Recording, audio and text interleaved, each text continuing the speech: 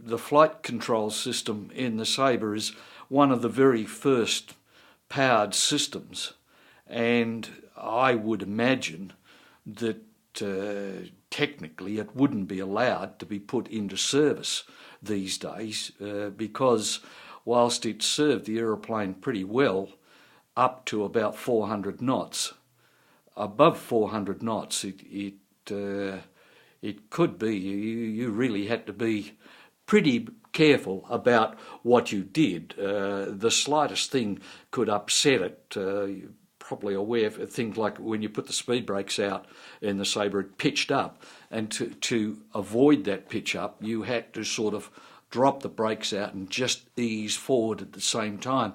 If you eased too far forward and thought you'd pull it back, that's when this what we call the JC could start up, and it could be damn dangerous especially for somebody who didn't have too many hours on the aeroplane, wasn't too experienced, and once you got above 500 knots, it could be quite lethal. In fact, we did lose a pilot in Darwin through that. He was doing about 600 knots and got one of these things, and it just tore the aeroplane to pieces. But as I say, think of some of the very early power steering on motor cars.